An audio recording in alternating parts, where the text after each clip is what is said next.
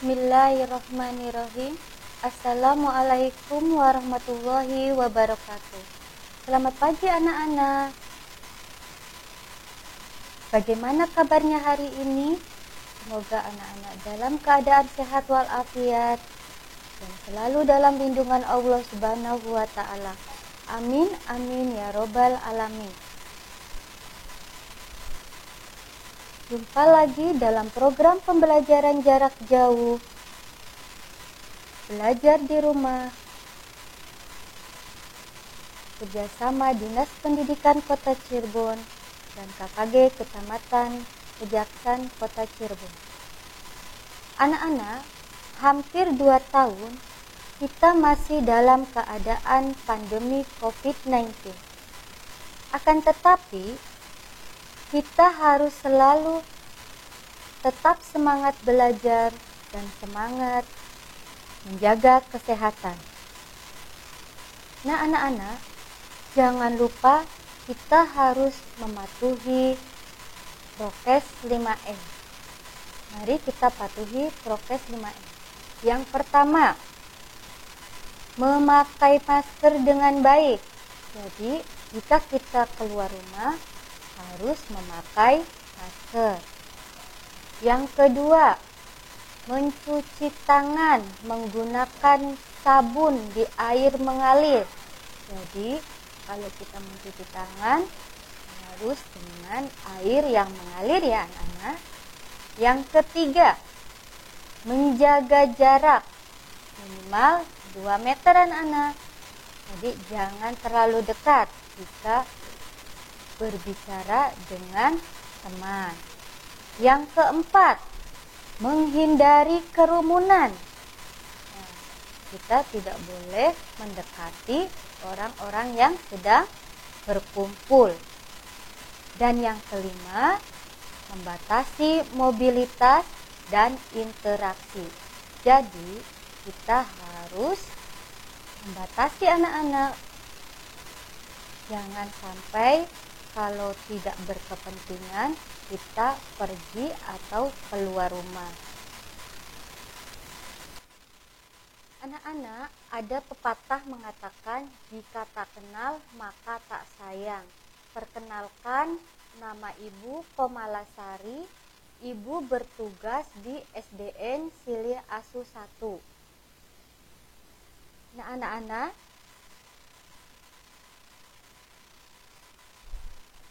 baiklah anak-anakku sekalian, hari ini kita belajar tema 1, hidup rukun, subtema 1, hidup rukun di rumah, pembelajaran 6, kelas 2. Nah, sebelum belajar, persiapkan alat tulisnya terlebih dahulu ya. Ya, yang pertama itu jurnal. Kemudian yang kedua, buku. Yang ketiga, pensil. Dan yang keempat, penghapus. Sebelum belajar, mari kita berdoa terlebih dahulu.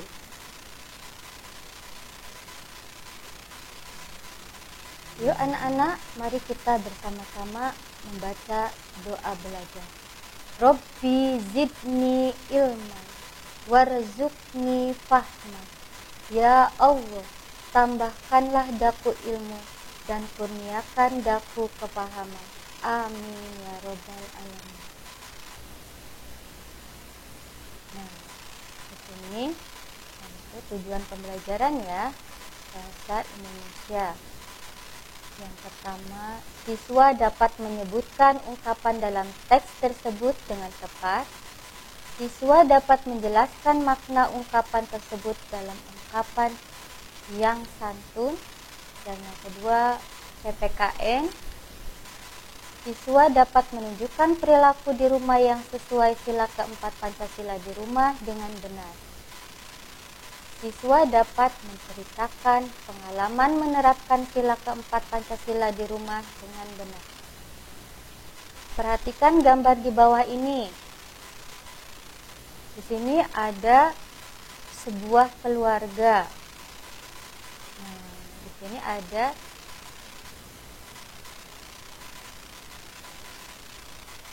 sebuah bacaan.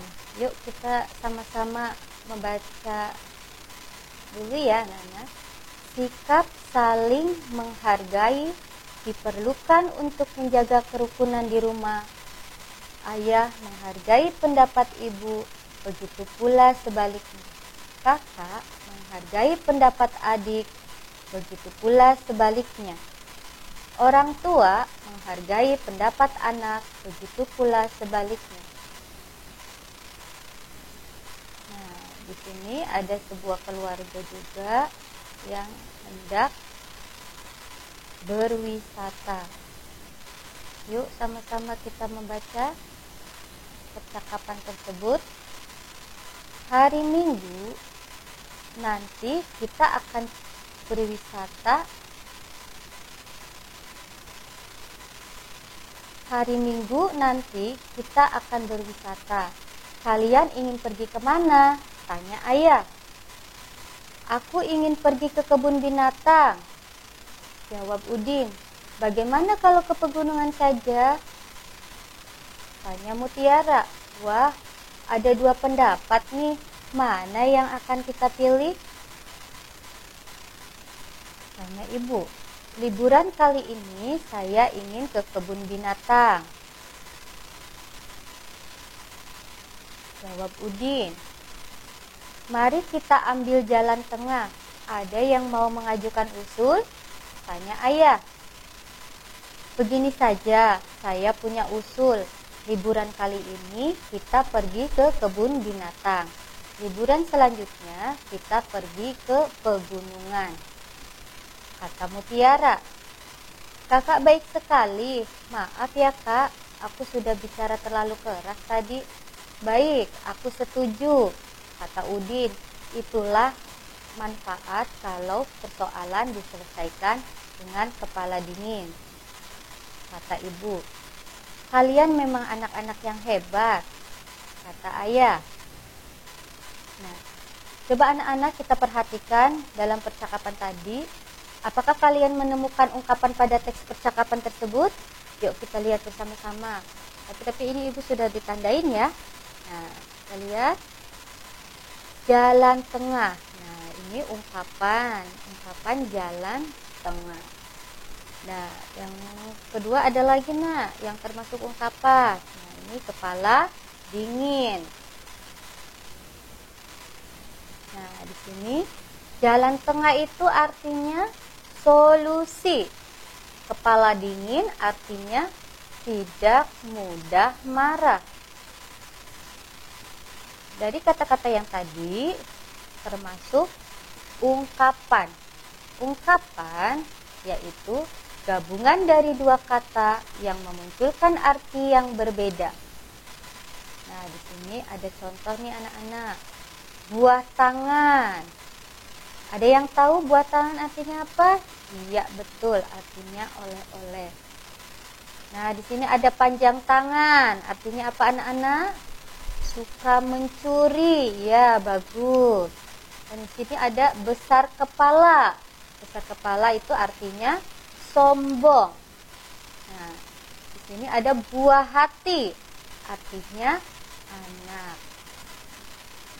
Nah, ada lagi anak-anak? Apakah ada yang tahu? Apalagi contoh selain dari itu? Ya, banting tulang. Berarti bekerja keras. Nah, di sini ada sebuah cerita, tetapi belum lengkap ya anak-anak dalam cerita tersebut. Judulnya Berwisata ke Kebun Binatang. Yuk sama-sama kita mengisi cerita yang kosongnya dulu ya. Tujuan berwisata telah ditentukan dengan cara bermusyawarah. Setelah terjadi perbedaan, akhirnya keputusan dapat diambil dengan apa anak-anak? Dapat diambil dengan jalan tengah. Akhirnya tiba waktunya untuk berwisata. Pagi-pagi Udin sudah Sudah apa anak-anak? Sudah bangun. Ibu, kakak, dan Udin sedang mempersiapkan apa? Bekal. Iya, bagus sekali. Ayah sedang menyiapkan mobil. Setelah siap, mereka berangkat naik mobil. Jalan tidak apa? Macet. Iya, bagus. Sehingga mereka cepat sampai. Ayah memarkir sebuah apa? Memarkir sebuah mobil. Iya, bagus sekali. Ibu, Udin, dan kakaknya antri membeli apa anak-anak di situ? Membeli tiket masuk. Nah, di sini ada gambar kedua orang anak membicarakan suatu masalah bersama-sama disebut dengan musyawarah.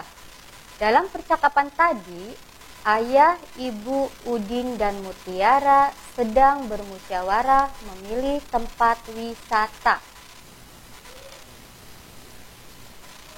Nah, dalam percakapan yang tadi, ada perbedaan pendapat antara Udin dan Mutiara. Udin memilih ke kebun binatang, sedangkan Mutiara ke pegunungan.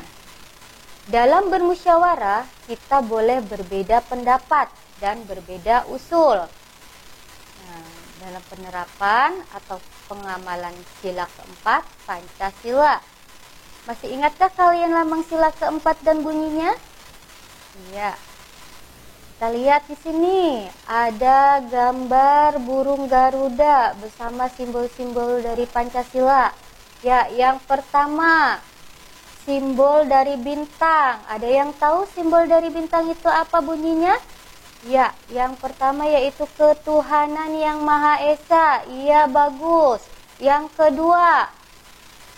kedua simbolnya rantai. Bunyinya bagaimana anak-anak? Ketuhanan yang Maha Esa. Iya, betul sekali. Yang ketiga lambangnya apa itu? Pohon beringin. Bunyinya bagaimana? Persatuan Indonesia. Iya, bagus. Yang keempat itu simbolnya apa? Kepala banteng. Iya, betul sekali. Bagaimana bunyinya?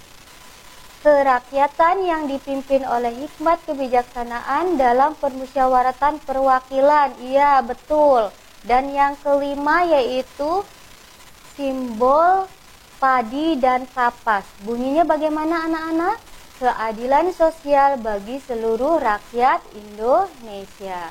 Nah, dalam simbol-simbol tadi yang termasuk dalam bermusyawarah yaitu simbol kepala banteng yang berbunyi kerakyatan yang dipimpin oleh hikmat kebijaksanaan dalam permusyawaratan perwakilan, yaitu sila keempat. Nah, di sini ada contoh penerapan sila keempat Pancasila saat di rumah. Yang pertama, menghormati pendapat orang lain. Jadi kita itu harus selalu menghormati pendapat orang lain. Tidak memaksakan kehendak. Ya, dalam sesuatu itu kita tidak boleh memaksa terhadap orang lain. Yang ketiga, menyelesaikan masalah keluarga dengan diskusi. Jadi apabila kita ada permasalahan harus didiskusikan terlebih dahulu. Musyawarah menentukan tempat wisata keluarga. Nah, apalagi kita hendak berwisata, jadi harus bermusyawarah terlebih dahulu. Nah, yang kelima yaitu musyawarah menentukan sekolah anak. Jadi setelah kita lulus SD, jadi kita harus menentukan anak itu mau dilanjutkan ke SMP mana. Gitu ya anak-anak. Nah, sekarang di sini ada evaluasi anak-anak. Nanti kalian diisi di rumah ya. Nah, di sini nomor 1, ungkapan kata dari jalan tengah, yaitu apa yuk anak-anak? Nanti diisi ya. Yang kedua, sombong merupakan arti dari ungkapan. Yang ketiga, lambang dari sila Pancasila keempat, yaitu ya berarti apa? Lambang dari sila Pancasila keempat tersebut.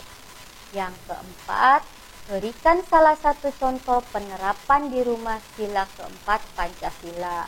Itu apa? Dan yang kelima, bunyi Pancasila sila keempat yaitu apa? Jadi kesimpulannya, pertama, ungkapan yaitu gabungan dari dua kata yang memunculkan arti yang berbeda. Yang kedua, membicarakan sesuatu masalah bersama-sama disebut dengan musyawarah. Dan yang ketiga, sila keempat simbolnya kepala banteng. Terima kasih. Cukup sekian pembelajaran yang Ibu sampaikan. Semoga bermanfaat. Tetap jaga kesehatan. Ibu akhiri, billahi taufiq wal hidayah. Assalamualaikum warahmatullahi wabarakatuh.